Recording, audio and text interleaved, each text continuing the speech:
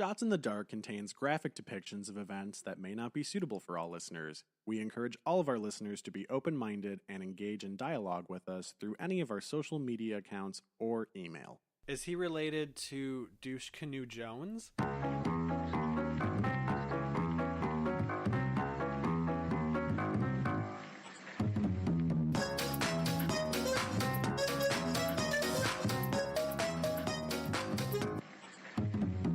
Hi! Hi! And welcome to Shots in the Dark. I'm Ty. I'm Whitney. And we're going to take a shot of something non-alcoholic today. Yeah. Because it's the middle of the day and we have places to be after this. Yeah, we were never kidding about cheersing us with anything, albeit it is in a shot glass, but it is coffee for both of us. Yeah. My lifeblood. And yours too. Yeah. Cheers. Cheers.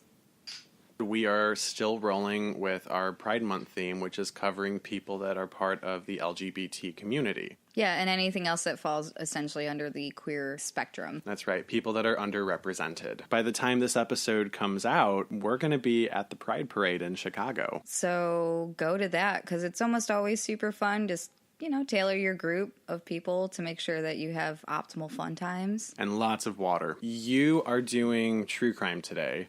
Yeah. And I'm doing paranormal. Yeah. Mine is more specifically problematic, not because there has to be a trigger warning, but because of the way that the person is portrayed in the media. So I do have a couple facts to kind of go through first, but to be fair, they were so depressing I had to stop researching this for a little while.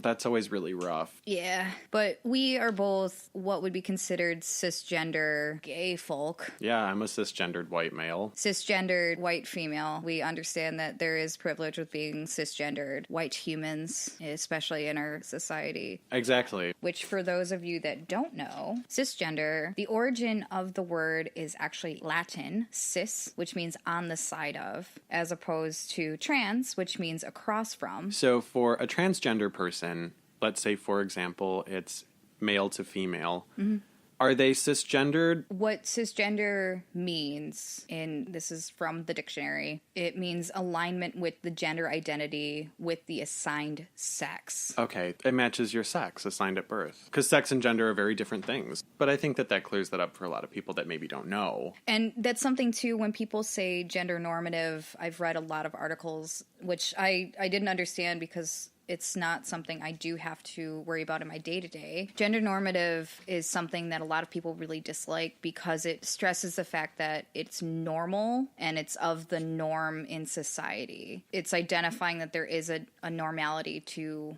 only being okay with the sex that you were assigned while you were born. You're subscribing to a notion. Thank you. Thank you for better words. With all of that being said, we want to be able to not only do specifically white crimes, because that's not the earth. Everyone is different and everyone should be represented. Just as a heads up, I did try to do a lot of research. If I'm getting something wrong, we like to talk to people about that because we don't want to be the jerks that are saying something super, super inaccurate. Yeah, we want to be correct, and we also, on top of wanting to get it right, just also are sensitive to it. So with that being said, here's some terrible facts for you. Oh, yay, because why would there not be terrible facts? In 2008, the amount of people that were identifying as non-binary or transgender, which a number of other websites that I had looked at had said that the preferred identification is transgender, not transgendered, because it's not something that happened to them, it's who they are. That makes perfect sense. Yeah, so it's not a past tense sort of verb. That's who you are. And who's mad at letting someone be who they are? A lot of people, but they're jerks. Yeah, we're not down with that. We're not down with that. So since 2008, they actually began to record people that identified as non-binary or transgender in violent crimes and murders. In 2009, they had said that one transgender person is murdered every 3 days worldwide on average. That's horrific. This year alone, the first several weeks, I want to say that I read it was like 18, and it was only in America. In Mexico and Brazil, they have higher amounts than us. Mexico about doubles, and Brazil seems to be the highest, with it being almost 4 times. As of November 20th, 2017, 84% of trans victims of fatal violence were people of color. Wow. About 80% of that number was trans women. Sadly, I can't say that I'm super surprised because of how messed up society is. Mm-hmm. But I didn't know that. Once you hear statistics, it's upsetting. Really opens your eyes. Yeah, I told you, before I even settled on one person's case, I was depressed from the statistics, which I was not as aware of as I had thought I was when I started researching this. Yeah. The FBI, as far as I could see, and the last known reference to it says that they don't track people specifically that are transgender in murders or violent crimes. It could go both ways, that a violent crime is a violent crime, but it also seems to just gloss over the fact, especially with a lot of misrepresentation in our society as a whole and or misreporting of their names. So does that make it harder to identify something as a hate crime if they don't track that? I don't think so. I have something just horrendous to say on that in a second. I stumbled on a couple, and I told you earlier that I had started researching a few different cases until I finally settled with the one that I'm going to tell you. But I read one where a man who had shot a trans woman 3 times in the head only got 11 years in prison. That for me means, like, 1 shot you could pretend it was an act of passion, but 3 is having like a sexuality panic. Yeah. Deaths often go unreported or are misreported or misgendered, especially by the news and some of the family members that don't accept that the person is allowed to be who they are. In 2017, this is according to Bustle, who apparently sorts the HRC for this information, but that doesn't mean that it's 100% correct. It could obviously be different. Plus, a lot of people don't tend to report as much so that they can protect themselves. But 1.4 million adults identify as transgender across the entirety of the world. They are at a higher risk of homicide than others in the LGBTQ community. Trans people are about 3.7 times more likely to experience police violence. Trans women, especially, are about 4 times more likely. 90% of trans and non-conforming humans have a near universal experience of being harassed or required to take protective actions as hiding their gender identity, especially at their work, especially out in public. So some people that would identify as transgender in areas that aren't as accepting would keep their identity inside of their person, which sometimes obviously means that your brain goes a little bit nuts, because why would you hide yourself? Psychologically, that super takes damaging. A huge toll on you. Yeah. About 47% had reported adverse job action. About 27% have lost jobs. It's a significantly higher number for people of color. Unemployment is about twice the national average for transgender humans, and about 44% are underemployed or homeless. When you can't find housing, you then obviously become homeless if your family doesn't accept you, like quite a few queer people. Well, and if you're being fired from jobs because of who you are, it's not even your fault. It's who you are. How do you stay afloat if you can't make money? Right.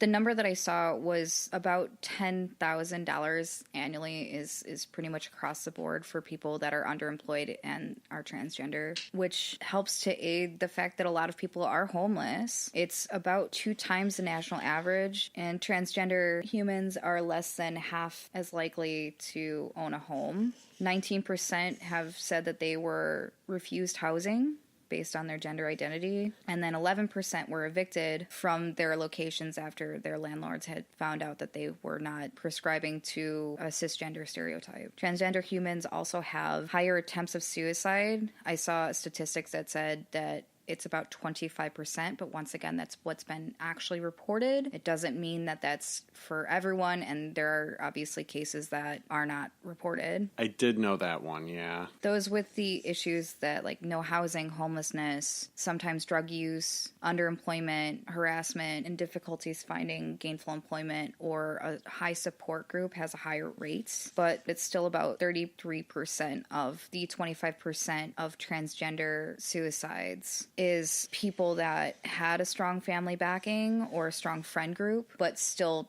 felt uncomfortable and chose to end their lives. Let's face it, just so far where we're at with these statistics, you've got the whole world against you almost. Yeah. Hormone replacement also helps to shorten the lifespan of trans males, especially because it pretty much wreaks havoc when you're introducing a foreign body into your body, no matter what, especially if it's hormones. Yeah, because it's such a huge change within your body. It takes a big toll on it. Yeah. And trans males often experience more heart problems than males because of the introduction of foreign bodies. So here's where it becomes a little bit problematic, a little bit more problematic, I would assume. Oh, more than it already is? Yeah. In violent crimes against trans people, there are two defenses that are often used by the defense. Oh, I can't wait to hear this. Mm-hmm. There are the gay panic defense and the trans panic defense, which I have circled in silver and what the fuck written real huge, because what the fuck. And it has helped to shorten sentences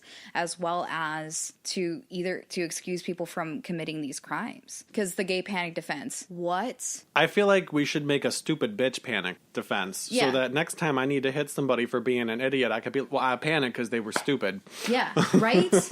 I read a couple cases where they were actually used and the people got less than 10 years. And it's so confusing and horrific. I don't understand. Does that mean that with that defense, do they usually get off on like second-degree murder charges instead of first-degree? Well, I guess it depends because no case is 100% the same. Yeah. It's like I have a couple quotes before I actually start my story, which I know it's been a little bit of a long time, but oof. The first person that was actually convicted was Joshua Valum on hate crime charges because they knew that they would be able to get that to stick. He did try to use the panic defenses and they said, no, sorry about you, jerk. Okay, at least he didn't get that loophole. You got a shorter sentence than normal people.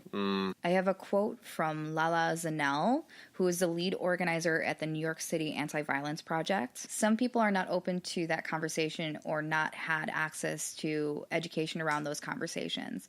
Really prevalently in Black communities, it is not talked about at all. It's looked at as a sign of weakness.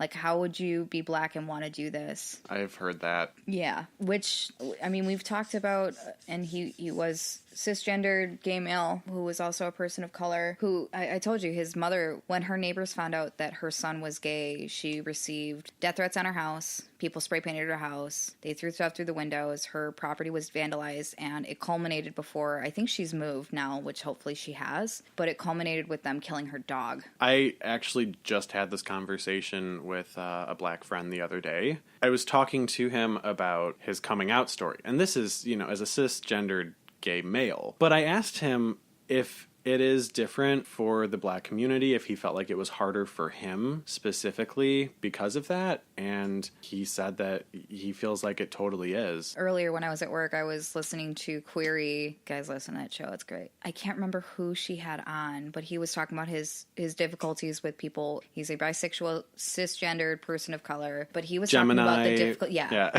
He was talking about the difficulties that he was having just as being a bisexual male, where he was saying specifically it's hard for his general community, because he's from Compton, and about how it was okay if somebody's cousin was gay, but not if it was your cousin. And it was okay if it was somebody else's son, but not your son. And that's the general stigma, because he's producing a show that the main character is a bisexual Black male, and it's pretty much the first of its kind, let's be fair, because as much as people are underrepresented.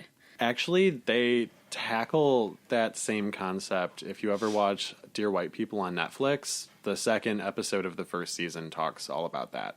I have another quote before I start my story. Beverly Tillery, an executive director at the New York City Anti-Violence Project, says, as a society, we can stop this epidemic by hiring trans women of color, making sure they have safe places to live, and standing up when we see or hear them being demeaned and attacked, and simply by valuing their lives, which it should be easy to be able to recognize someone as themselves, but obviously it's just not that way anymore at all. You know what, girl? I'm gonna hit you with a quote from Maya Angelou right now. When somebody tells you who they are, believe them. Yeah.